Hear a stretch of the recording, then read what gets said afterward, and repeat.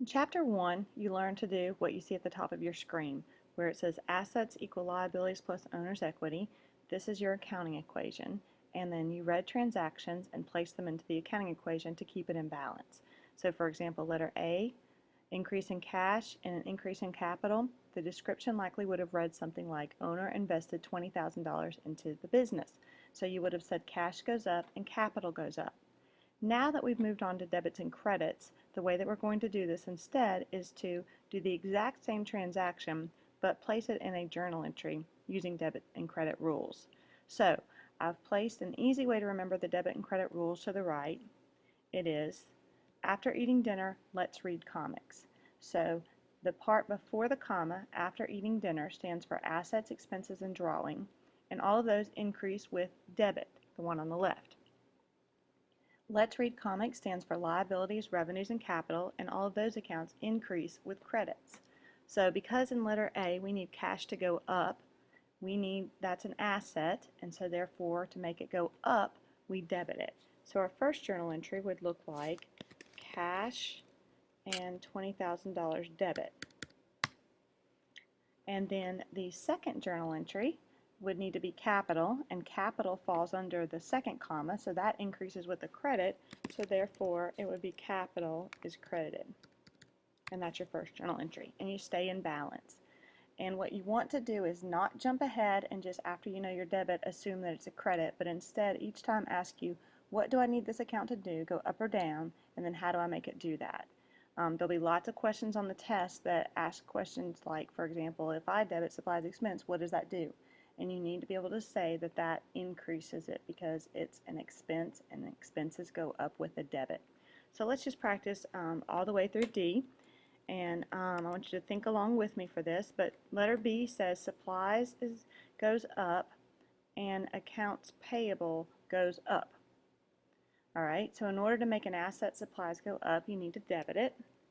So we're going to debit supplies for $500. And then in order to make accounts payable go up, that's a liability, so we're going to credit that.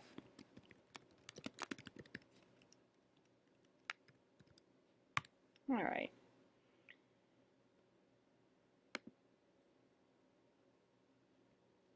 Letter C says cash goes down 500, accounts payable goes down 500.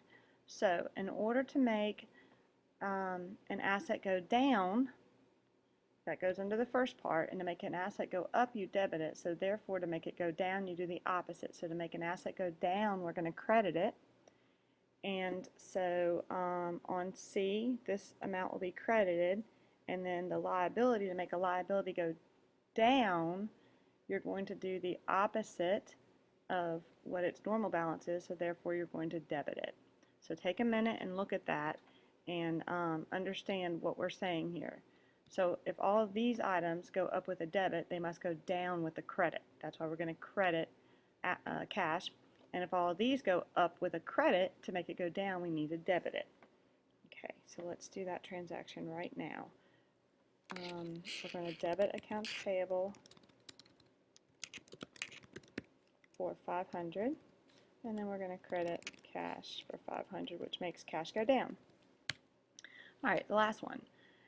Cash goes down again, so we already know that's a credit, and this time draw goes up, which also makes owner's equity go down because drawing has a negative effect on owner's equity. So to make cash go down, we're going to credit it, and to make drawing go up, we debit it according to our rules.